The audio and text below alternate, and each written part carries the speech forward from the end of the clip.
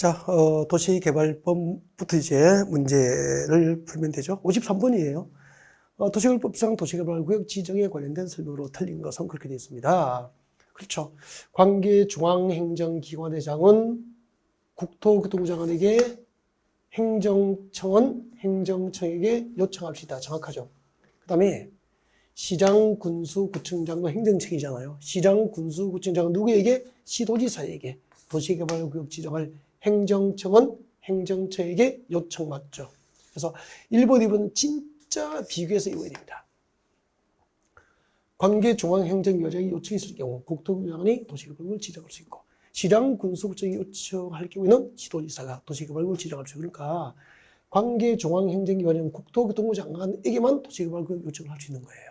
그리고 시도지사에게는 시장, 군수, 구청장만 도시개발구역 지정을 요청할 수 있는 거예요. 그러니까 이거 비교해서 암기를 안 하면 안 되는 거죠. 그 다음에 도시개발구역을 분리 이상의 사업시행지로 분할해서 지정합니다. 네, 자 이렇게 두 개 이상의 사업시행지로 분할해서 도시개발구역을 지정할 경우 분할 지정이잖아요. 그때 분할 지정의 요건은 분할 후 각 사업시행지의 면적 규모가 각각 얼마? 그렇죠. 10,000제곱미터 이상 경우에만 분할 지정이 가능합니다. 이게 분할 지정 요건이죠. 예를 들면 봐요. 한 개의 도시개발구역을 두 개 이상의 사업시행지구, 예를 들면 A지구, B지구, 두 개 이상의 사업시행지구로 나누어서 도시개발구역을 지정할 수 있다고. 이것을 무엇이라고 그래? 분할 지정이라고 하는 거예요. 근데 분할 지정의 요건이 있어. 단, 분할 후 각각의 면적 규모는 최소 10,000제곱미터 이상 규모로만 분할 지정할 수 있다. 분할 후 각각의 면적 규모가 10,000제곱미터 이상이어야 된다. 이게 분할 지정 요건이에요. 이거예요, 이거. 다음. 도시개발 사업을 시행하는 구역 면적이 330만 제곱 이상인 경우에는 네, 공람기간이 끝난 후 주민의 의견 청취를 위한 공청회 개최를 해야 한다. 여러분, 도시개발구역 지정할 때 주민의 의견 청취를 주민의 의견을 듣기 위해서 공청회 개최, 공람기간이 끝난 후에 공청회 개최를 하여야 하는 경우, 즉 도시개발구역 지정할 때 주민의 의견을 듣기 위해서 공청회 개최가 의무화되는 것은 그 도시개발구역 지정 면적 규모가 얼마죠? 100만 제곱미터 이상인 경우입니다.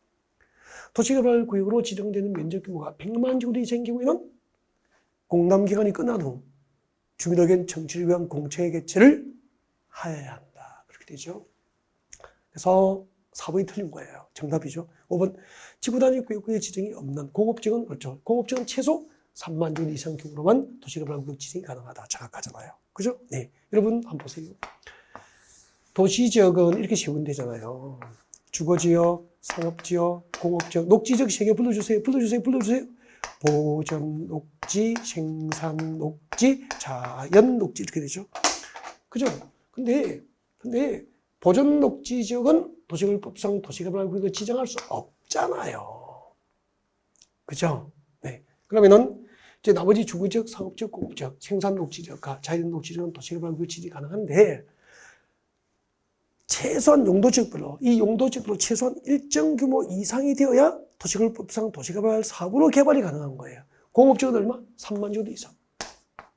3만 제곱미터 이상. 나머지는 전부 1만 제곱미터 이상 규모, 1만 제곱미터 이상 규모로만 도시개발구역 지정이 가능하죠. 그래서 지구단위 구역구역 지정이 없는 공업지역은 그렇죠. 3만 제곱미터 이상 규모로만 도시개발구역 지정할 수 있다. 정확하잖아요.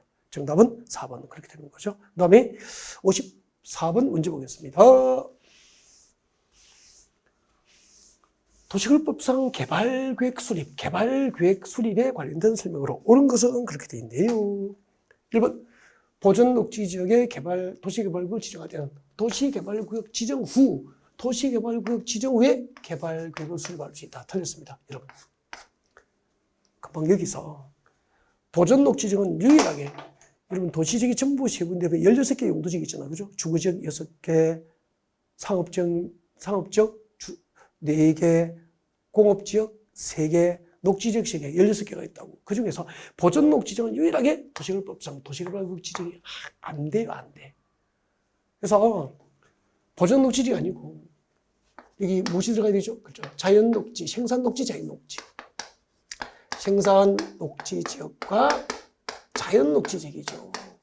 생산 녹지 지역과 자연 녹지 지역의 도시개발구역 지정할 때는 도시개발구역 지정 후에 개발계획 수립이 가능하잖아요. 여러분, 도시개발구역 지정 이후에 개발계획 수립을 할 수 있는 대상은 이거 암기하셔야 됩니다. 5개를. 이거 어떻게 5개 다 적어주냐고. 암기하셔야 돼요. 자, 보세요. 자연녹지지역과 생산녹지지역과 도시적 외지역, 국가균형 발전을 위해서 관계중앙행정기관자가 협의하여 도시개발구역을 지정하는 지역. 그리고 도시개발구역 안에 주거지역, 상업지역, 공업지역 면적 합계가 전체 구역 면적의 100분의 30 이하가 되는 지역은 도시개발구역 지정 이후에 개발구역 수립하다. 이거 여러분 기본도 찾아보세요. 이거 콕 찍어서 암기하자고 체크되어 있을 겁니다. 그 다음에 개발계획 응모자를 우선해서 도시개발 사업지역을 지정할 수 없다. 틀렸잖아요. 그 개발계획 응모자가 도시개발 사업 시행자로서 자격 요건을 갖춘 경우에는 그 응모자를 도시개발 사업지역을 지정할 수 있습니다. 그래서 없다. 틀렸죠. 3번. 환지방시로 신도시를 개발하기 위한 개발계획을 수립할 때는 그렇죠. 사업대상 토지 면적 3분의 2 이상의 토지 소유자와 그 지역 토지 소유자 총수 2분의 1 이상의 동의를 받아야 한다. 정확하게 틀린 부분이 없죠. 그래서 54번의 정답은 3번이 정답이 돼요. 위 토지 면적을 산정할 때는 공유지 면적을 포함합니다. 포함. 제비가 틀렸죠. 그리고 여러분 신도시를 개발하기 위한 개발계획은 어디에 들어맞아야 되죠? 실지계획이 아니고 해당 지역을 대상으로 수립된 광역도시계획이나 도시군 기본계획이죠. 도시군 기본계획에 맞도록 광역도시계획과 도시군 기본계획에 맞도록 개발계획 수립을 해야 됩니다. 그래서 개발계획 수립 기준은 광역도시계획과 도시군 기본계획이고 실지계획 수립 기준이 뭐죠? 개발계획이잖아요. 이거로 그랬죠. 실지계획, 시행자가 작성하는 실지계획은 개발계획에 들어맞아야 되고 지정권자가 수립하는 개발계획은 광역도시계획과 도시군 기본계획에 들어맞아야 된다. 이런 거 필수 암기입니다. 덜 단골로 출제된 것들이에요. 그래서 54번의 정답은 3번이 정답이었습니다. 그럼 55번 볼까요? 도시개발법상 도시개발조합의 임원, 조합 임원에 관련된 설명으로 틀린 것은 그렇게 되어 있네요. 52번이죠, 임원. 도시개발조합의 임원은 조합장 1인, 이사 감사를 듭니다. 이거 조합장 1인, 조합장 이사 감사를 뭐라고 하죠? 임원이라고 그래요. 조합장은 조합을 대표하고 사부를 총괄하고 총회 대의원회 또는 이사의 의장이 됩니다. 당연하죠. 조합장의 자기를 위한 조합과의 계약과 소송에 관해서는 누가 조합을 대표하죠? 감사가 조합을 대표합니다. 4번. 조합의 임원은 그 조합의 다른 임원이나 직원을 겸할 수 있다 없다? 없다. 네, 정확한데요. 5번. 총회 의결사항 중에서 조합의 합병 해산에 관한 사항, 합병 해산에 관한 사항은 대의원회에서 대행할 수 있다 없다? 없다. 총회 의결사항 중에서 총회는 조합은 전부 참석하는 회의잖아. 그 총회에서 의결해야 될 사항 중에서 대의원회에서 대행을 할 수 없는 것은 암기를 하라고 했죠. 꼭 외워야 됩니다. 너무 자주 나온다니까. 이걸 저희들이 이렇게 외웠잖아요. 정관개발, 환지임원. 안 적어도 됩니다. 책 찾으면 나와 있으면 체크되어 있다니까. 정관개발, 환지임원. 그리고 합병 해산에 관한 사항은 대행할 수 없다. 합병 해산에 관한 사항은 대행할 수 없다. 정관개발, 환지임원, 합병 해산에 관한 사항은 대행할 수 없다. 그렇게 외웠잖아요. 56번 보겠습니다.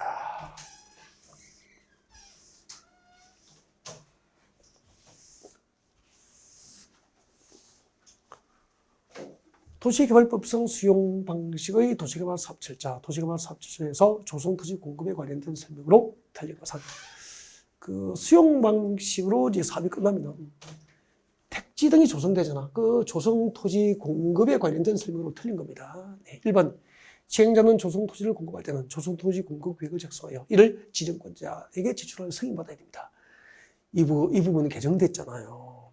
여러분, 지난해 2021년도까지는 도시개발 사업 시행자가 조성토지 공급 계획을 작성하면 그 조성토지 공급 계획은 지정권자에게 제출해야 한다. 제출 의무가 있었거든요. 그걸 지정권자의 승인으로 2020년도에 법이 변경됐잖아. 개정법이 꼭 알고 있어야 되는 거야. 조성토지공급계획은 지정구역에 제출해야 합니까? 지정구역의 승인을 받아야 됩니까? 승인. 정확한데요. 그리고 조성토지 공급, 수용방식으로 사업이 끝났을 때 조성토지를 공급하는 방법은 원칙이 경쟁입찰 공급이잖아. 단 국민주택 규모 이하의 주택건설 용지는 추천 방포를 할 수 있죠. 그때 추천 방포를 할 수 있는 대상이 3개 있잖아요. 여우라고 했는데 여우, 국민주택 규모 이하의 주택건설 용지, 공공택지 330제곱미터 이하인 단독주택 용지 및 공장 용지는 추천 방포를 할 수 있잖아요. 정확하잖아. 4번. 토지 상환 채권에 의해서 토지를 상환할 경우에는 수의계약 방법으로 할 수 있게 됩니다. 오케이. 그 다음에 5번. 수용 방식으로 조성된 토지의 가격은 토지평가협의회 11조에 결정하는 게 아니고요. 여러분, 그 조성토지 가격을 토지평가협의회 심의를 거쳐서 결정하는 것은 뭐죠? 환지 방식이에요.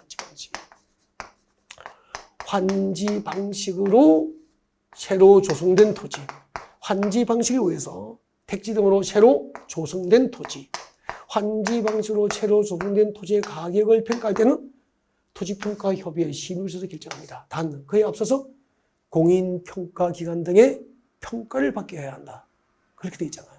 근데 수용 방식이잖아. 수용 방식으로 새로 조성된 택지를 건설회사에 공급할 때는 조성토지 공급 가격, 수용 방식으로 조성된 토지의 가격은 어떻게 정하죠? 감정 가격 기준이잖아요. 감정 가격 기준으로 해. 이게 원칙이잖아. 단, 뭐 학교 용지 등 공공청사 용지, 그 다음에 임대주택 건설 용지, 200실 이상의 객실을 갖춘 호텔 용지, 기억나시죠? 그리고 유료시설 제외한 사회복지시설 용지 등은 감정가격 이하로 할 수 있다. 그래서 원칙은 감정가격 기준. 예외적으로 감정가격 이하로 할 수 있는 경우. 이렇게 정리를 하시면 되는 거죠. 오케이. 정답은? 네. 5번이 정답이었습니다.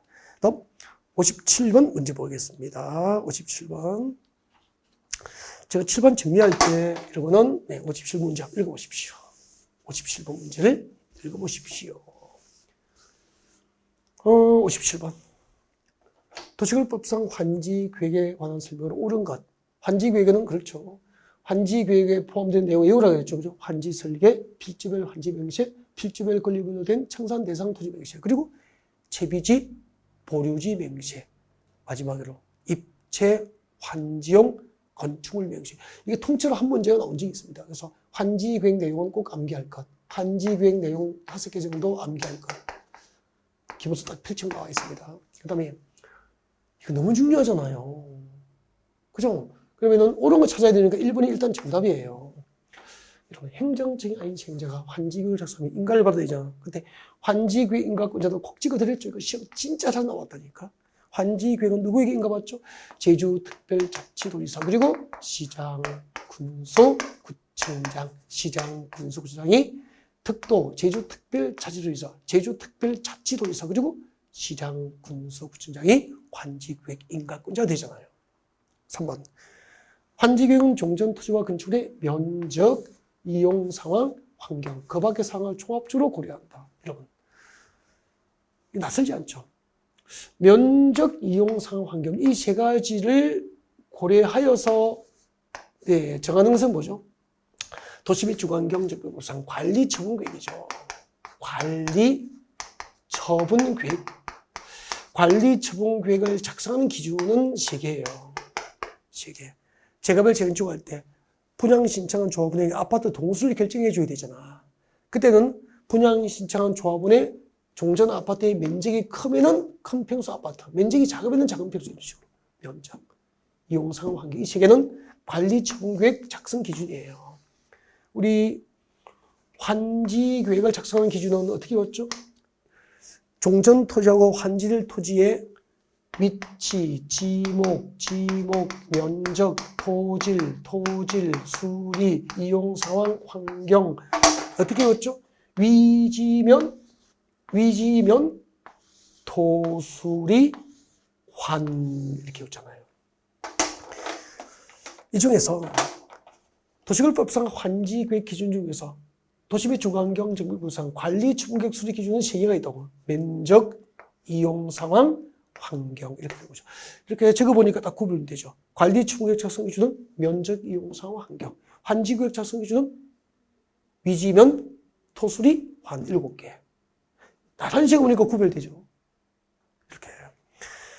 지금 4월 달에 여러분에게 모의고사 점수를 공법이 50점 넘어야 합니다. 이런 얘기 안 합니다. 진짜 여러분은 20 몇 점이 처음으로 하면 20 몇 점이 정상이 보여. 재수생도 30점, 40점 대 35점 정도 조금 높거나 조금 낮으면 정상이에요. 그래서 틀려보고 알 수 있는 기회를 가져라는 거죠. 무엇을 더욱더 우리가 이 모의고사를 보고 무엇을 채워가야 될지를 느끼라는 거죠. 아셨죠? 네.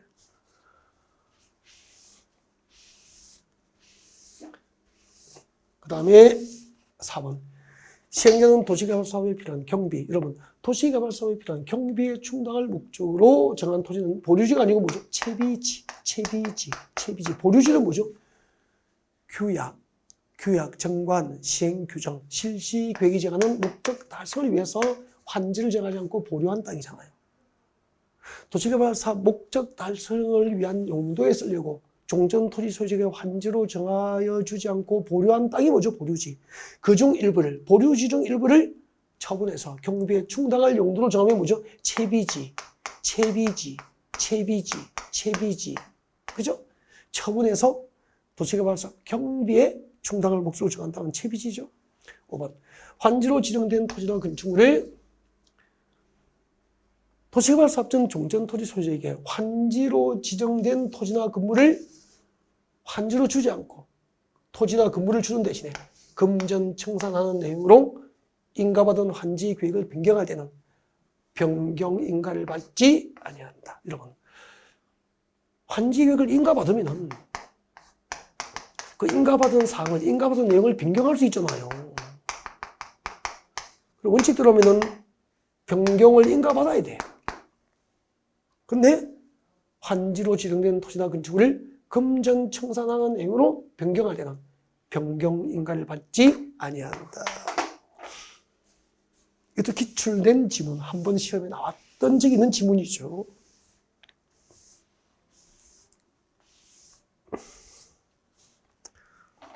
정답은 1번이었습니다. 58번 보겠습니다.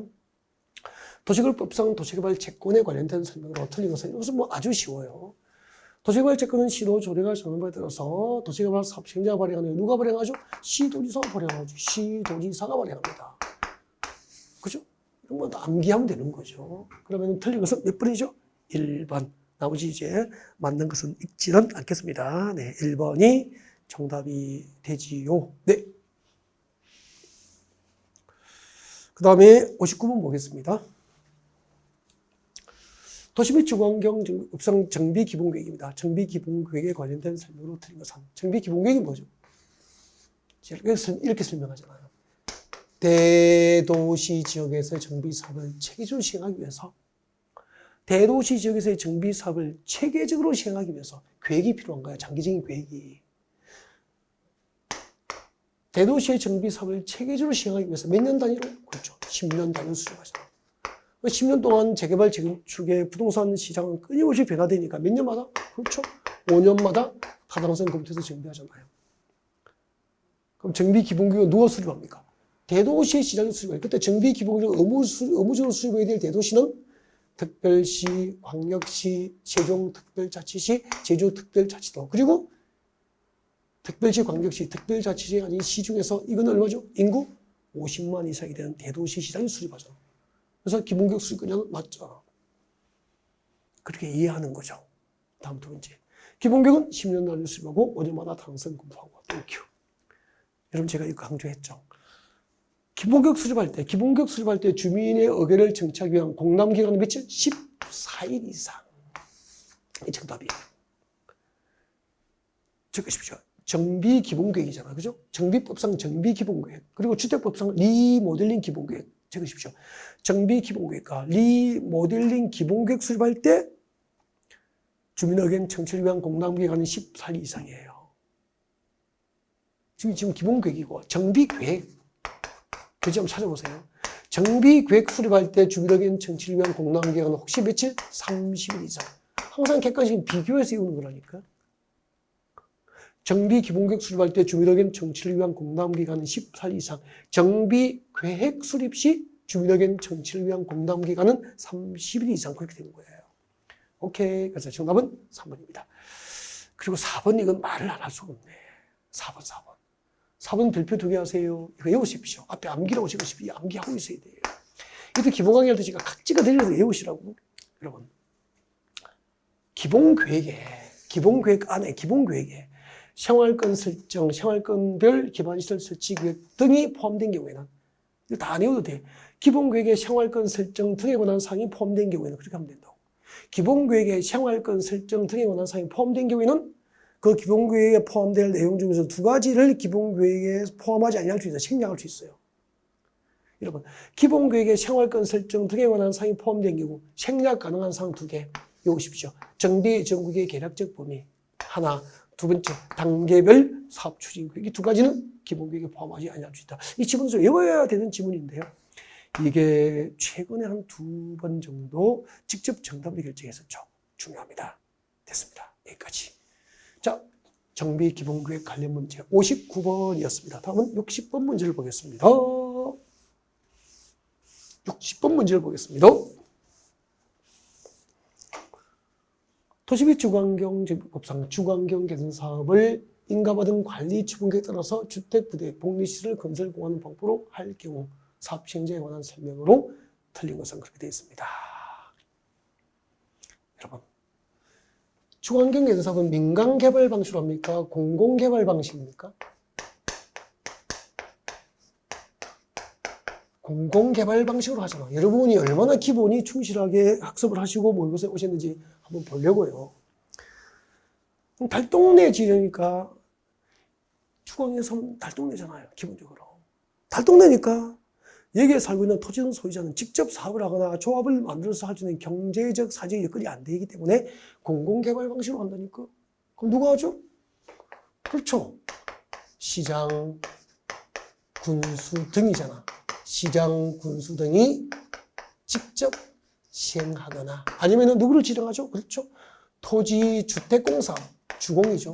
토지주택공사 등을 지정하여 시행하게 할 수 있잖아요. 그래서 도시비 주거환경 정비법상 정비 사업은 3개입니다. 주거환경 개선 사업과 재개발 사업과 재건축 사업인데 주거환경 개선 사업은 공공개발 방식으로 하기 때문에 토지 등 소유자가 직접 하거나 조합이 못하는 거야. 그래서 정비 사업은 3개지만 주거환경 개선 사업을 위한 정비조합은 존재하지 않는 거예요. 조합은 정비법상 조합은 재개발 사업 조합과 재건축 사업 조합만 존재하는 거죠. 답이 1번 아닙니까? 조합이 시행하거나 틀린 거죠. 민간 개발 방식으로 못해요. 답이 1번이지 뭐. 그죠? 그 다음에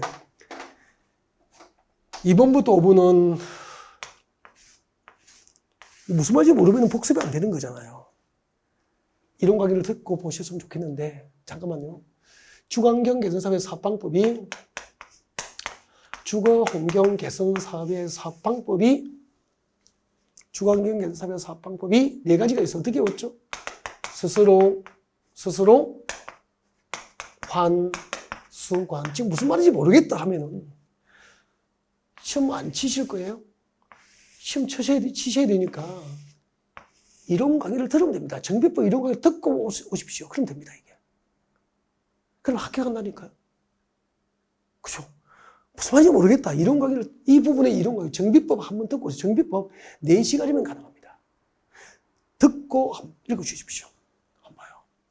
그때 주거환경 사업 4가지 방법이 있는데 토지 등 소유자가 스스로 주택을 보존, 정비, 개량하는 방법, 현지 개량 방법이잖아. 현지 개량 방법으로 할 수도 있고 환지 방식, 수용 방식, 관리 청력 방식이잖아.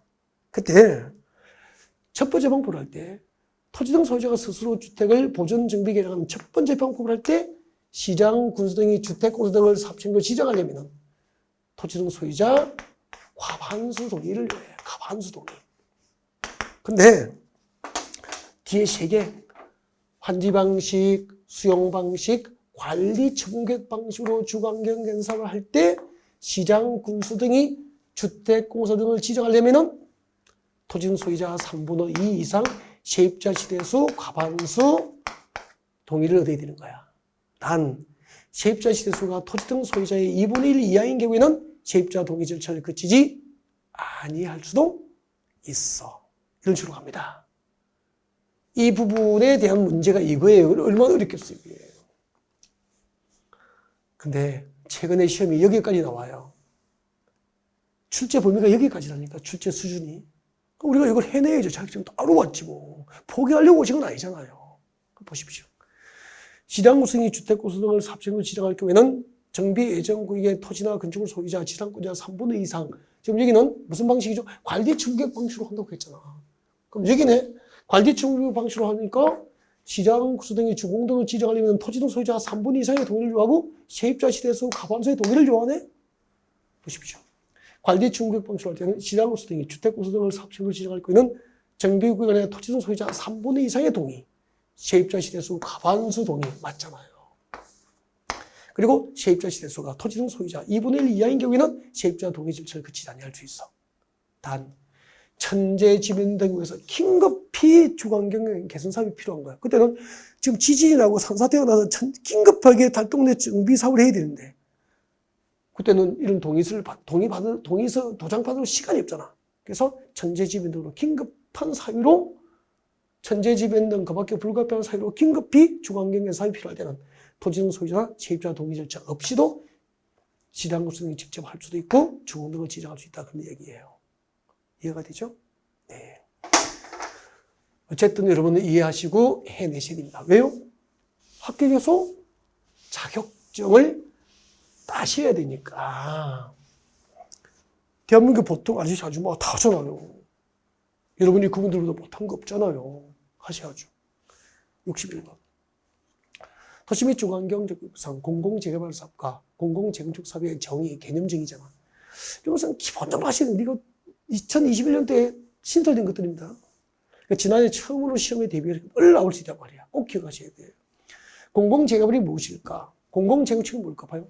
A와 B의 요건을 모두 갖추면 공공재개발이고 여기도 A와 B의 요건을 모두 갖추면 공공재건축이 되는 거예요. 그 개념은 용어 정의 꼭 해요. 주로. B부분이에요. 건설공업되는 주택, 공공재개발 사업으로 건설되는 주택의 전체 시대수 또는 전체 연면적 중에서 토지 등 소유자, 분양분을 제외한 나머지 주택 시대수나 연면적의 100분의 50 이상. 100분의 50 이상. 100분의 50 이상이죠. 100분의 50 이상을 지분행 주택이나 공공임대주택, 공공지원 민간 임대주택 등으로 의무적으로 건설 공급해야 돼요. 그리고 공공재건축은 종전의 용적률 토지 면적 기반시설 현황 등을 고려해서 공공재건축 사업을 추진하는 단지의 종전 시대수의 100분의 160 이상을 건설해서 공급을 해야 공공재건축이 될 수 있습니다. 그러면 100분의 50, 100분의 160이니까 3번이 정답이죠. 용어적이니까 지금 여기서 다시 뭐 설명하고 그렇게 하지도 않을 거예요. 부족하신 분은 강의를 한번 들어보십시오. 62번 재개발 사업에 관련된 설명입니다. 재개발 사업에 관련된 설명으로 틀린 것은 재개발할 때 토지 등 소유자는 그렇죠. 기본적으로 이거 되죠. 정비구역 안에 토지 소유자, 건축물 소유자, 그리고 지상권자 정확하죠. 그 다음에 재개발할 때는 토지 등 소유자의 숫자가 20인 미만이면 그렇죠. 조합을 설립하지 않고 토지 등 소유자가 단독 시행할 수 있습니다. 제가 울산 현대자동차 공정 재개발, 잠실 롯데월드, 롯데백화점, 그죠? 롯데호텔 재개발, 상업지역 재개발 이런 것을 사례를 들어서 다 이야기했을 거예요. 이런 것들은 쏙쏙 들어가야 됩니다. 그 다음 3번. 토지 등 소유자는 단계별 사업추진계획상 정비예정구역별 정비계획 위반 시기가 지났음에도 불구하고 정비계획 위반이 되지 않으면 그렇죠. 위반권자에게 정비계획 위반을 제한할 수 이게 단계별 사업추진계획상 정비예정구역별 정비계획 수립 정비계획 위반 시기가 지났음에도 불구하고 정비계획 위반이 되지 않는 이게 정비계획 위반을 제한할 수 있는 제한 사유잖아요. 제한 사유 1번이 이거예요. 이거 제한 사유. 네, 토지 등 소유자는 이 사유가 있으면 정비계획 위반권자에게 정비계획 위반을 제한할 수 있죠. 오케이. 4번. 정비계획 위반을 위해서 정비예정구역별 정비계획 수립 시기가 도래한 때 안전진단을 실시해야 한다. 틀렸잖아. 정답이잖아. 너무 쉬워. 여러분. 정비계획 위반 여부를 결정하기 위해서 안전진단 실시가 필요한 사업은 무슨 사업이죠? 재개발입니까? 재건축입니까? 재건축만. 재건축만. 재개발에 관한 설명으로 틀린 거잖아. 재건축 할 때 정비계획 위반 여부를 결정하기 위해서 정비예정구역별 정비계획 수립 시기가 도래한 때 안전진단을 실시하지. 재개발 사업은 정비계획 위반 여부를 결정하기 위해서 안전진단을 요하지 않잖아요. 그래서 틀린 거예요. 4번이 정답이 된 겁니다. 오케이? 다음.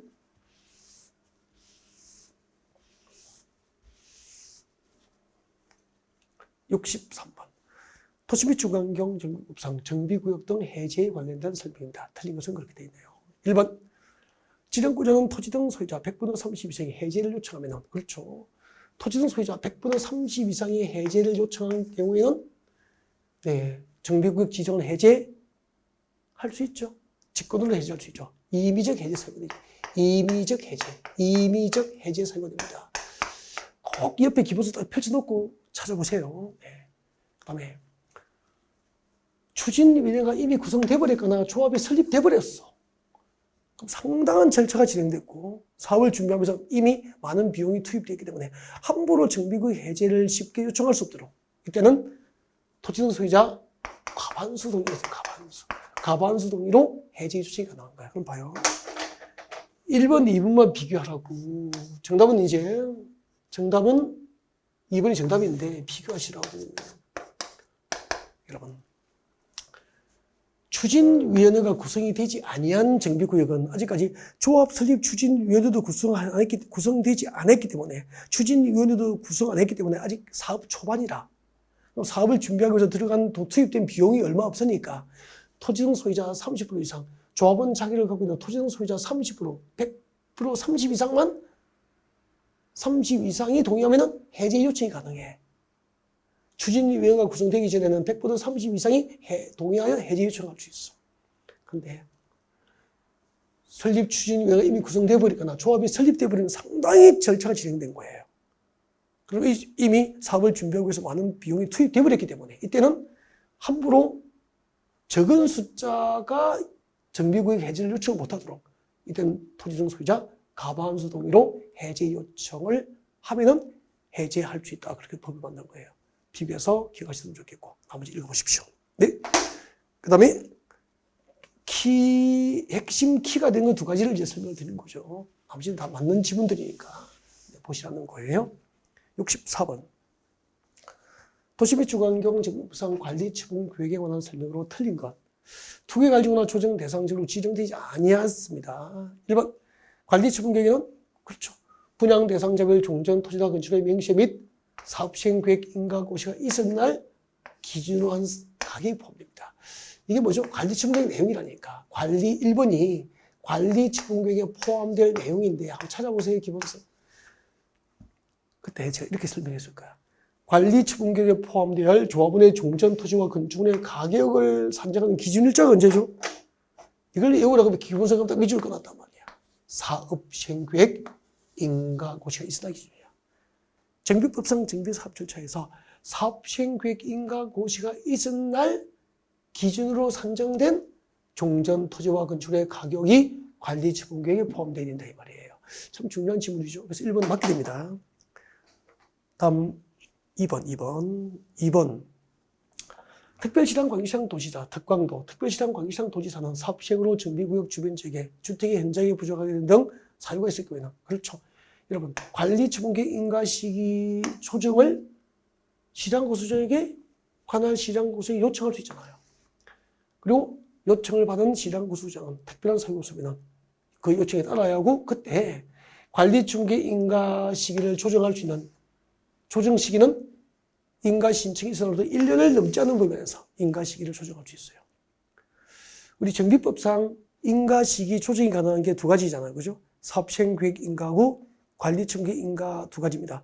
이 사업시행계획 인가하고 관리청계 인가는 인가 신청을 하면은 그 부동산 시장 상황을 봐서 인가를 안 하는 게 정책적으로 낫다고 하고 판단되면은 그 인가 신청을 한 날로부터 1년을 넘지 않는 부분에서 인가를 해주지 아니할 수 있도록 인가 시기 조정이 가능한 거예요. 네. 그 다음에 다 맞죠? 4번. 정비구역 지정 이후에 분할된 토지를 지정한 자는 누구죠? 재개발 재건축하기도 하고 그 동네에 정비구역 지정했는데 그 이후에 분할된 땅을 취득했다니까 왜 샀죠? 투기꾼들이죠.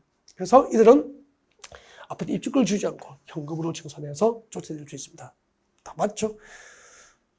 과밀 억제권역에 위치하지 아니한 재건축 단지는 중심지입니까? 외곽지입니까? 그렇죠. 과밀 억제권역에 위치하지 않은 재건축 단지는 외곽지예요. 외곽지. 마을버스 타고 강남역에서 마을버스 타고 30분 지나서 산 중턱에 올라가서 마을버스 내려서 5분은 걸어서 올라가는 아파트 단지 수십 건이라니까. 이런 것은 투자 가능성이 별로 없죠. 투기 가능성이 낮죠. 그래서 이런 동네에 있는 토지등 소유자, 조합원에게는 토지등 소유자가 소유한 주택수 범위에서 3주택까지 공급할 수 있는 게 아니고 토지등 소유자가 소유한 주택수만큼, 소유주택수만큼, 토지등 소유자가 소유한 소유주택수만큼 공급할 수 있죠. 소유주택수만큼 공급할 수 있다. 그렇게 됩니다. 네. 그래서 틀린 것은 5번. 5번이 정답이 되는 거예요. 65번 보겠습니다. 건축법부터는 좀 이제 해설이 빠르죠. 쉬워요. 네, 건축법부터는 쉬워요. 건축법상 용어 정의에 관련된 설명인데 틀린 것은 그렇죠. 지하층은 건축의 바닥이 지표면 아래에 있는 층으로서 바닥에서부터 지표면까지의 평균 높이가 층 높이 그렇죠. 2분의 1 이상이면은 네, 지하층이 됩니다. 정확하죠? 네, 정확합니다. 그 다음에 2번 볼까요? 고층 건축은 층수가 30층 이상이거나 아니면 높이가 120m 이상이면 고층 건축이 됩니다. 초고층 건축은 층수가 50층 이상이거나 높이가 200m 이상이면 초고층 건축물. 그죠? 30층 이상이거나 120m 이상이면 고층. 초고층은 50층 이상이거나 높이가 200m 이상이면 초고층 건축물이잖아요. 비교해서 외워야 됩니다. 3번.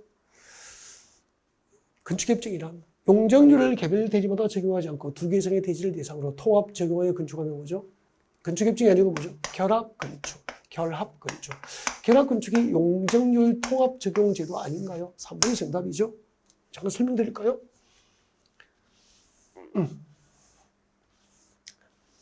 여보세요. 이렇게 설명했잖아요. 이런 거 다 기본 강의 하듯이 할 수는 없단 말이에요, 지금. 처음 들으신 분이 많으니까 잡으시고. 이게 준주거지역이에요. 준주거지역에 허용되는 용적률이 얼마죠? 그렇죠. 조례를 정할 수 있는 용적률의 치는 500%로 허용되고 있다고 가정을 하자. 근데 대지가 두 개 있어. A 대지, B 대지 두 개가 있다고. A 대지 소유자는 허용된 용적률이 500%인데 용적률이 200%를 적용해서 건축을 했어. 그러면 건축하지 않고 남겨둔 용적률이 500이 남아있잖아. 플러스 500. 500%의 용적률은 건축하지 않고 남아있어. 300이죠. 500%를 용적률을 허용했는데 그중 200%를 건축하고 300%의 용적률은 건축하지 않고 남겼단 말이에요. 근데 비대지 건축주는 용적률 500%를 모두 사용해서 건축을 했고요. 20층 빌딩을 지었어요. 근데 그 20층 빌딩이 50년 됐어. 건물이 노후화되니까 공실, 임대가 되지 않고 공실이 생기고 보수 보강병이 눈덩이처럼 불어나서 사업성이 없는 거야. 그래서 20층 빌딩 가지고 있다고 철거하고 건물을 금방 지을 수도 200억, 300억을 장롱소에 넣어둔 게 아니잖아요. 그래서 이걸 철거하고 어떻게 인유를 해야 되죠? 철거했어, 아무튼. 20층 낡은 빌딩은 철거했어. 새로 지을 때 봐요. 여기에 조례로 허용한 용적률 본래 500이잖아.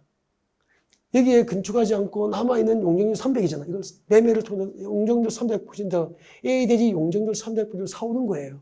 그래서 B 대지에다가 용적률 800, 허용된 용적률 500 플러스 300. 그렇게 해서 용적률 800%로 새 빌딩을 짓는 거지. 그렇게 해서 50층 빌딩, 30층 빌딩을 지었어. 35층을 지었어. 원래 몇 층이었죠? 25층인데, 20층인데 35층 빌딩을 새로 지었으니까 15개 층을 더 지었잖아. 이것을 강남에 있는 빌딩을 분양하면은 수백억의 분양 수입이 들어오죠. 이 분양 수입으로 새 아파트, 새 빌딩을 지어라 그런 얘기예요. 그래서 두 개의 대지 거리가 최소 거리가 100m 이내일 경우에는 두 개의 대지 소유자가 합의해서 용적률을 각각 적용합니까? 통합 적용합니까? 통합해서 건축을 건축할 수 있도록 하는 제도를 뭐라고 하죠? 결합 건축이라고 하잖아. 그죠? 그래서 용적률을 개별 대지부터 적용하죠. 두 개 이상의 대지를 대상으로 통합하여 건축을 건축할 수 있는 건축협정이 아니고 결합 건축을 설명한 거잖아요. 정답은 3번이 정답이 되는 거죠. 나머지는 용어적이니까 읽지는 않겠습니다. 66번. 자, 건축법상 2법, 건축법 적용에 관련된 설명으로 틀린 것은 네, 1번. 문화재보호법상 임시지정문화재도 이 법 적용을 받는 건축을 나타냈죠. 문화재보호법에 의해서 지정문화재로 지정되거나 임시지정문화재로 지정된 건축물은 문화재보호법을 관리하기 때문에 건축법 적용을 받지 아니합니다. 그래서 건축법 적용을 받는 건축물에 포함된다 틀렸죠. 그래서 1번이 정답이 됩니다. 네, 여기까지 하겠습니다. 다음 67번. 건축법상 건축 절차, 건축법상 건축 절차에 관련된 설명으로 옳은 것을 찾아야 된다. 그죠? 사전결정 신청이나 사전결정 통지를 받고 몇 년? 2년 이내 뭘 해야 되죠? 착공 신고 아니고 건축 허가, 건축 허가를 신청해야 되죠. 이 다음 시험 나온 적이 있었는데 2년 보고 전부 정답 찾아버리는 거죠. 뒤에 착공 신고인지 건축 허가 신청인지 모르는 거죠. 왕창 낚였잖아요. 사전결정 신청이나 사전결정 통지를 받는 것도 2년 내에 건축을 신청해야 됩니다. 그 다음에 우리 건축법상 건축을 받으면 허가받고 2년 내에 공사 착수를 해야 되죠. 건축법상 허가받고 2년 내에 공사 착수를 하지 않으면 취소 사유잖아요. 그때 건축허가 취소는 임의 취소입니까? 기속 취소입니까? 기속 취소에서 건축허가를 취소할 수 있다가 아니고 하여야 한다. 주택법상 사업계획 승인은 임의 취소, 사업계획 승인을 취소할 수 있다고 해야 되고 건축법상 건축허가 취소는 기속 취소이기 때문에 취소하여야 한다라고 표현해야 되죠. 틀렸고 3번. 건축위원회 심의를 받은 자가 심의 결과를 통지받고 몇 년? 건축위원회 심의를 받고 2년 내에 건축을 신청하지 않으면은 네, 건축심의의 효력은 몇 번이죠? 그렇죠. 67번. 그래. 그렇죠. 2년이죠, 2년. 건축위원회 심의를 받은 자가 건축심의 결과를 통지받은 것도 2년 내에 건축허가 신청이 없습니다. 심의의 효력은 상실됩니다. 오케이. 틀렸고. 어려운 거 찾아야 되죠. 아직 없죠. 연면적이 1,000제곱 이상인 건축물 미칠 거예요. 연면적이 1,000제곱 이상인 건축물은 안전관리 예치금 예치 대상이잖아요. 그때 예치 비용은 네, 건축공사비의 1%를 보면서 예치하게 할 수 있죠. 4번이 틀린 부분이 정답이 되네요. 안전관리 예치금. 그러니까 공사 현장이 이제 시공업체 부도 등으로 공사 현장이 장기간 방치됐을 때 그 방치된 건축 현장을 미관 개설을 위한 최소한 그 조치를 하고 안전관리를 위한 조치를 할 수 있도록 건축공사비의 1%를 보면서 건축주에게 비용을 예치하게 합니다. 이것을 안전관리 예치금 제도로 하죠. 안전관리 예치급이라고 그래요. 그때 안전관리 예치급 예치 대상은 연면적 1,000제곱 이상인 건축물로 예치비용은 건축공사비의 1%를 보면서 예치하게 할 수 있습니다. 정답이고요. 여러분 건축 신고하면 신고일부터 몇 년? 1년 내에 공사 착수해야 되고요. 1년 내에 네, 공사 착수 없습니다. 건축 신고의 효력은 법적으로 실효가 됩니다. 여기까지예요. 67번까지 했죠. 다음 68번 문제 보겠습니다. 건축 허가를 받아야 하는 것. 여러분. 지구단위 계획구역 안에 2층 이하로서 연면적 합계가 500제곱 이하인 공장은 이게 두 개가 더 있어, 그죠? 지구단위 계획구역이 지정됐거나 산업단지가 지정됐거나 공업지역 안에서 셋 중 하나에 걸리면 되거든. 공업지역, 산업단지, 지구단위 계획구역 안에서 층수가 2층 이하이고 연면적 합계가 500제곱 이하인 공장은 신고하면은 건축을 받은 것으로 의제가 됩니다. 건축을 받은 것으로 보기 때문에 건축 신고 대상이에요. 그 다음에 연면적이 200제곱미터 미만이잖아. 190이니까. 그리고 3층 미만인 건축물은 소규모 건축물이잖아. 소규모 건축물을 도시적 밖에, 관리적은 도시적 밖이잖아. 도시적 밖에서 소규모 건축물의 건축을 신고하면 돼. 단 그 동네에 뭐가 지정돼 있죠? 붕괴 위험지구나 방제지구가 지정되면 소규모 건축물도 건축 신고 대상에서 제외되니까 허가를 받아야 되면서 2번이 정답이에요. 너무 중요해.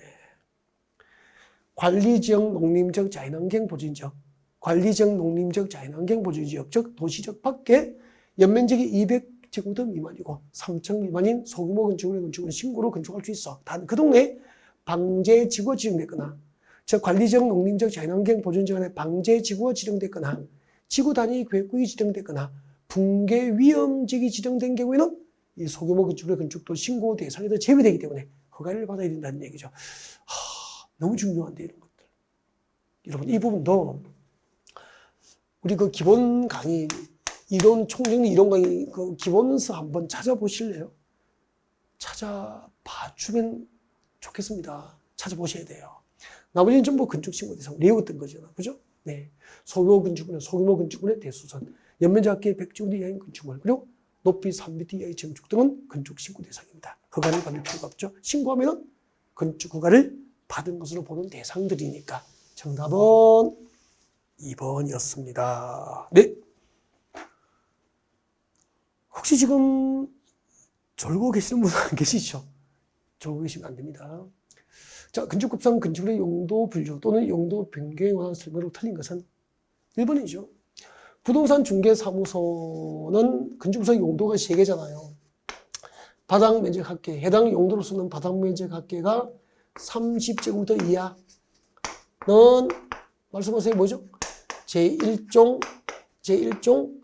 근린 생활시설이잖아. 부동산 중개사무소가 바닥 면적 합계가 30제곱미터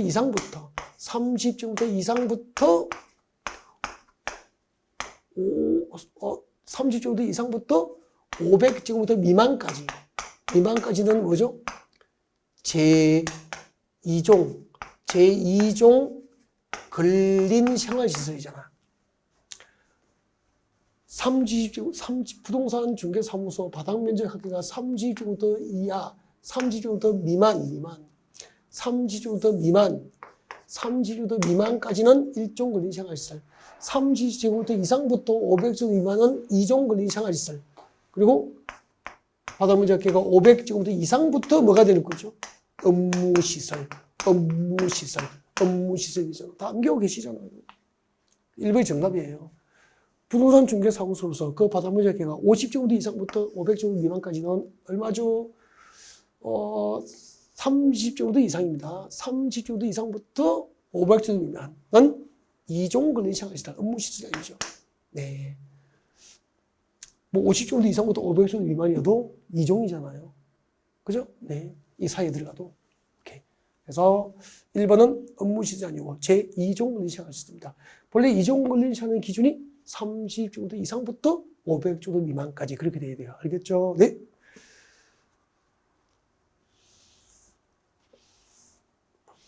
정답은 1번이 됩니다.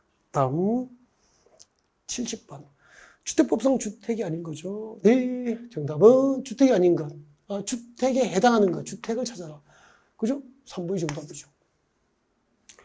공간은 건축법상 단독주택으로 용도가 분류되지만 주택법상 주택에 해당하지 않습니다. 그리고 오피스텔하고 노인복지주택, 기숙사는 뭐죠? 기숙사, 노인복지주택, 오피스텔은 주택법에서는 뭐죠? 주택이 아니고 준주택이죠. 준주택은 종류를 꼭 외워야 됩니다. 외우라고 했죠. 어떻게 외웠죠? 기다노오 그렇게 해서 기다노 얼씨구나 절씨구나 기다노 그렇게 외웠잖아요. 기숙사, 다중생활시설, 노인복지주택, 오피스텔은 주택이 아니고 준주택 그렇게 되죠. 오케이. 정답은 3번이었습니다. 71번. 건축법상 특별건축구역, 특별건축구역에 관련된 설명입니다. 건축법상 특별건축구역에 관련된 설명으로 틀린 걸 찾네요. 시도지사는 그렇죠. 지방자치단체가 국제행사 등을 개최하는 도시 또는 그 지역의 사업구역을 대상으로 특별건축을 지정할 수 있습니다. 국토부 도정하는 국가가 국제행사를 개최하는 도시와 그 지역의 사업구역을 대상으로 할 때는 국토교토 장관이 지정. 지방자치단체가 국제행사 등을 개최하는 도시 또는 그 지역의 사업구역을 대상으로 할 때는 시도지사가 특별건축구역을 지정할 수 있게 됩니다. 맞죠? 2번. 특별건축구역을 지정하고자 하는 지역이 군사기지 및 밑주고요. 군사기지 및 군사시설 보호구역에 해당할 경우에는 국방부 장관과 사전 협의를 하면은 특별건축구역 지정이 나옵니다. 너무 중요하구나. 맞죠? 1번 맞고 2번 맞고 2번 발표하고 싶고 군사기지 및 군사시설 보호구역도 네, 국방부 장관과 사전 협의를 하면은 건축법상 특별건축구역 지정이 가능합니다. 5번 특별건축구역 지정으로부터 5년 내에 특별건축구역 지정으로부터 5년 내에 특별건축구역 지정 목적에 부합하는 건축물 착공이 이루어지지 아니한 경우 그 지정은 해제 사유가 됩니다. 특별건축구역 지정 해제 사유 해제할 수 있다. 땡큐. 4번 특별건축구역을 지정하거나 변경하면 특별건축구역을 지정하거나 변경한 경우에는 국토교육법상 도시군관리구역 결정이 이성수를 본다. 맞아요. 단 그때 도시군관리구역 결정이 될 사항 가운데서 용도지역, 용도지구, 용도구역의 지정과 변경에 관한 사항은 의제 대상에도 제외돼요. 그래서 이게 틀린 거예요. 다시 할게요. 건축법상 특별건축구역을 지정하거나 변경한 경우에는 국토교육법상 도시군관리구역 결정의식의 이성수를 봅니다. 다만 그때 도시군관리구역 결정의식의 이성 것으로 의제되는 대상 중에서 용도지역, 용도지구, 용도구역의 지정과 변경에 관한 사항은 포함됩니까? 제외됩니까? 제외. 그래서 이게 틀린 거예요.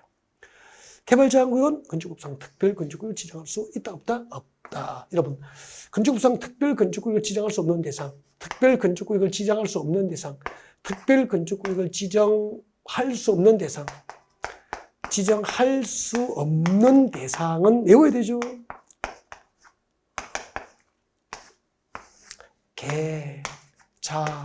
계좌접보, 계좌접보,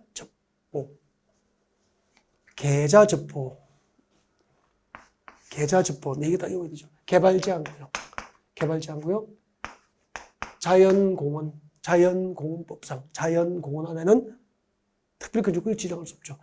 도로법상 접도구역, 산지관리법상 보전산지, 다시 개발제한구역, 자연공원, 접도구역, 보전산지는 건축법상 특별건축구역을 지정할 수 없게 됩니다. 네. 기본서를 필집에는 전부 중요 표시되어 있고 설명을 드렸던 영역들입니다. 72번. 건축법상 공개공지 확보는 시험에 참 자주 나옵니다. 네.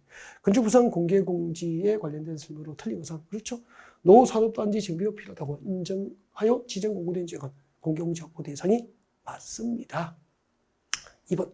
공개공지를 설치한 경우에는 해당 지역에 적용될 용적률 최대한도 그렇죠. 1.2배 또 건축법상 제한된 높이 기준의 1.2배 범위에서 완화 적용이 가능합니다. 3번. 운수시설로서 바닷물 잡기가 5,000제곱 이상이면 네, 5,000제곱 이상인 여객용 시설은 공개공지 확보 대상 맞죠. 4번. 조경 면적과 그리고 매장 문화재 현지 보존 조치 면적은 공개공지 면적으로 하여서는 안 된다 아니고 공개공지 면적으로 할 수 있다. 대전에 조경을 하면 그 조경 면적도 공개공지 면적으로 인정해 주고요. 또 매장 문화재 현지 보존 조치 면적, 매장 문화재의 현지 보존 조치 면적도 공개공지 면적으로 할 수 있다. 4번이 정답이 됩니다. 다음 73번.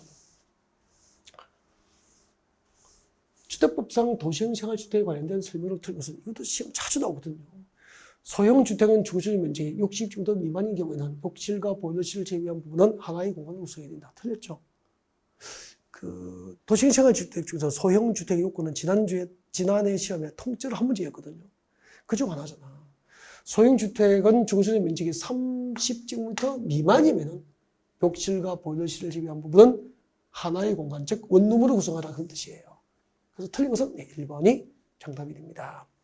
그리고 도시형 생활주택 요건이 이거잖아요. 그죠? 300세대 미만일 것, 1번 첫 번째 요건이잖아. 두 번째가 국민주택 규모에 해당할 것, 그리고 도시적 건설할 것. 이 세 가지 요건을 모두 갖춰야 도시형 생활주택이 됩니다.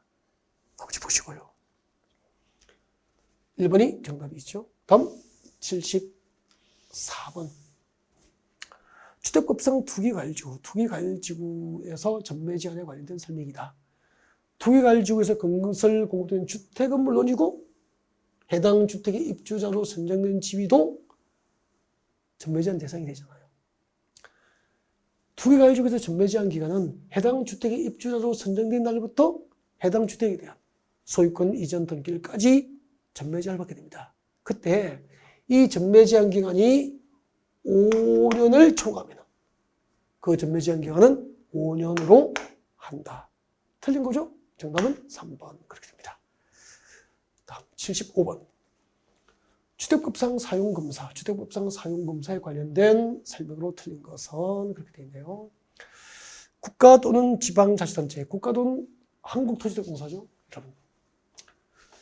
미쳤겠죠? 국가하고 한국토지주택공사는 주택건설 사업을 완료하면 예외적으로 국토교통부 장관부터 사용검사를 직접 받아야 됩니다. 정확하고요. 사용검사 신청은 그 신청으로부터 15일 내에 이루어지게 되죠. 건축법상 사용 승인은 처리기간이 7일, 주택법상 사용검사 처리기간은 15일. 땡큐. 사업주체가 파산했어. 이 경우에는 시공을 보증한 자가 잔여공사를 시공하고 사용공사를 받을 수 있다 맞잖아요. 그 다음에 시공보증자가 없거나 시공보증자가 또 파산한 경우에는 그렇죠. 입주 예정자 대표회의가 시공사를 지정해서 잔여공사를 시공하고 사용공사를 받게 됩니다. 공구별로 분할해서 사업계획서를 받은 경우에는 완공된 주택에 대해서 그렇죠. 공구별로 분할 사용공사를 받을 수 있고 사업계획 승인조건 미이행, 사업계획 승인조건 미이행 등 사유가 있을 경우에는 공사가 완료된 주택에 대해서 세대별이 아니고 뭐죠? 동별로 사용공사를 받을 수 있게 됩니다. 4번, 5번은 비교해서 암기하셔야 돼요.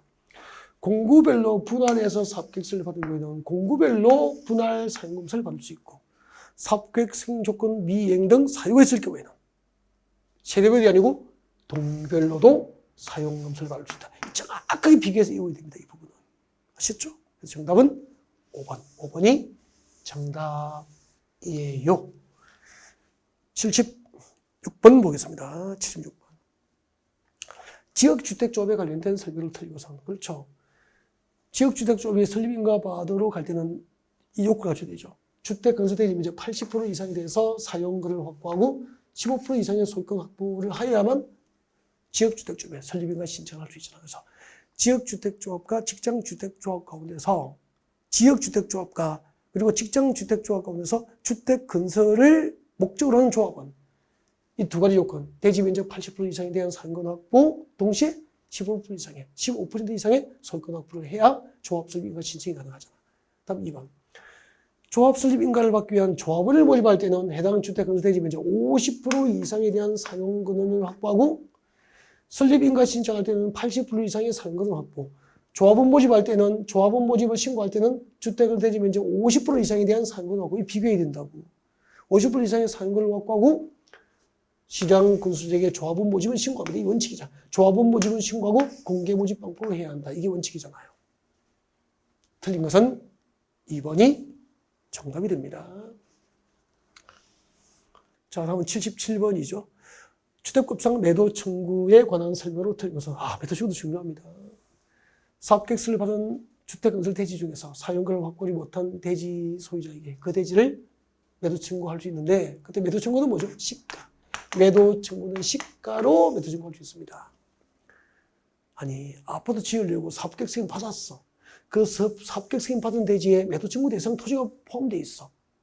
사용권을 확보하지 못한 대지가 있다 이 말이야. 그럼 매도 청구해야 되잖아요. 근데 매도 청구는 시가로 하잖아요. 공식이라고 그랬죠. 매도 청구는 시가로 그냥. 그 공법에서 주택법도 나오거든요. 주택법과 지금 주택법이죠. 주택법과 정비법에서 매도 청구는 시가로 그래. 공식처럼 외워두시라고. 그리고 매도 청구를 할 때는 매도 청구 전 몇 개월 이상, 3개월 이상 의무적으로 협의를 해야 되잖아요. 1번이 정답입니다. 매도 청구는 시가로. 78번.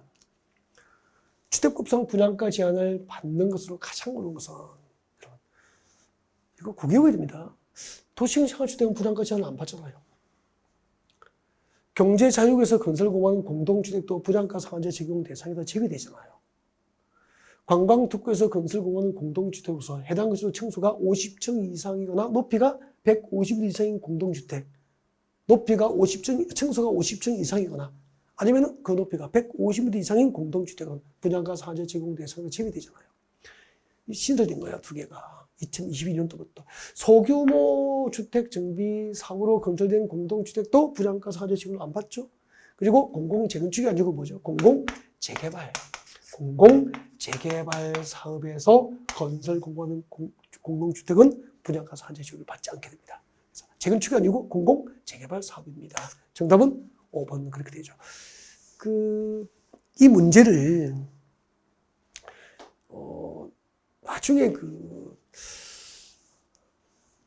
4, 5월 달에 또 강의를 한 번 더 복습을 쭉 하고요. 다시 프린트해서 한번 풀어보세요. 점수가 올라갈 거예요, 많이. 네. 다음 79번. 농지법상 농지 용어 정의에 관련된 설명입니다. 네. 농지법에서 용어 정의 관련 부분도 기본적으로 한 문제씩 잘 출제를 하죠. 1번 전답 가수는 그 밖에 법적 지목을 불문하고, 그렇죠. 실제로 농작물 경작지나 인삼 재배와 같은 다능성 식물 재배지로 이용되고 있는 토지는 농지법상 농지 맞죠. 그래서 농지법상 농지는 전답 가송 등 법적 지목을 불문하고요. 실제로 경작지로 경작되고 있거나 다능성 식물 재배지로 이용되고 있는 토지라면 농지법상 농지가 돼요. 오케이. 초지법상 조성된 초지는 농지입니까? 재배입니까? 재배예요. 1년 중 90일 이상 농업에 종사한 자는 농업인에 해당한다. 네. 농업은 90일 이상 종사, 축산업은 120일 이상의 종사하면 농업이 될 수 있잖아요. 4번. 농업 경영을 통한 농산물 연간 판매액이 120만 원 이상인 자는 농지법상 농업인에 해당하게 되죠. 주말 체험 용농이라 하면 이런 거 너무 어려워요. 위에는 그냥 외우면 되잖아, 솔직히. 이건 어렵잖아. 주말 체험 용농이라 농업인이 아닌 개인이나 법인이 주말 등을 이용해서 취미생활과 여가활동으로 농작물을 경작하거나 단수식물을 재배하면 주말 체험 용농인데 이게 틀린 거예요. 그러니까 농업인이 아닌 개인은 주말 체험 용농의 주체가 될 수 있지만 법인은 주말 체험 용농의 주체가 될 수 없다는 얘기죠. 그러니까 무슨 주식회사는 법인이라 그 주식회사 명의로 주말 체험 용농을 목적으로 한 농지를 취득할 수 없던 거예요. 그래서 주말 체험 용농의 주체는 법인이 아니고 개인만 가능하다. 그래서 5번이 정답이에요. 은근히 어렵죠. 그 다음에 80번. 농지법상 농지 소유 제한에 관한 설명으로 틀린 것은 농지 소유. 여러분, 용어 정의하고 소유 파트는 기본적으로 한 문제가 둘 중 하나 나오거든요. 꼭 나와요. 가능성이 높죠. 1번. 주말 체험 용농을 목적으로 농지를 소유할 경우에는 비농지된 농지 소유가 허용됩니다. 주말 체험 용농을 하려는 사람은 총 1천 제곱 미만의 농지를 소유할 수 있도록 소유 상한을 제한받잖아요. 그때 면적 계산은 세대원 전부가 소유한 총 면적 기준으로 1천 제곱 미만으로 소유 상한을 제한받습니다. 정확한데요. 3번. 상속으로 농지를 비농업인이 소유할 수 있잖아요. 그때 상속 농지를 비농업인이 소유할 때는 농지법상 농지 취득 책임 발급을 받지 않습니다. 그래서 상속 농지는 비농업인이 농지 취득 책임을 발급받지 않고 취득이 가능합니다. 정확한데요. 자, 중요하구나. 지구읍면의 장은 농지 투기가 성행하는 지역에 농지를 취득하려는 자가 농지 취득 책임을 발급을 신청한 경우에는 농림축산식품부 장관의 사전 승인을 받아야 하는 게 아니고요. 그죠? 농지위원회 신설된 거죠. 농지위원회 2021년도에 신설된 겁니다. 농지위원회 심의를 거쳐야 됩니다. 농지 투기가 성행하는 지역의 농지를 취득하려는 자가 농지 취득 책임 발급을 신청한 경우에는 농지위원회 심의를 거쳐야만 시군면장이 농지 취득 책임을 발급할 수 있어요. 네. 그 다음에 그래서 틀린 것은 4번이 정답이죠. 여기까지입니다. 여러분 시간이 넉넉하면 4시간씩 이렇게 40문제를 풀어줄 수 있으면 좋겠지만 또 그럴 수는 없죠. 주어진 시간에 최선을 다했고요. 국토교육법을 제대로 해설을 하려고 많이 노력했습니다. 이제 도시개발법하고 정비법까지 어려우니까 건축법, 주택법하고 농지법은 조금 이제 오답을 정확하게 정답으로 가르쳐드리는 방법으로 이제 해설을 가능하 있었고요. 1회 모의고사는 점수는 의미가 없다고 되었습니다. 여러분이 한 8월 말 정도에 이제 그동안 열심히 준비하시고 모의고사를 보시고 아마 공법 점수가 50점이 넘으면은 아마 이 과목 때문에 떨어질 일은 없을 겁니다. 네, 시험 보시느라 고생하셨고요. 해설 끝까지 들어주신 분은 너무 감사드리고요. 끝까지 함께 하시고 합격의 축배를 함께 했으면 좋겠습니다. 수고하셨습니다.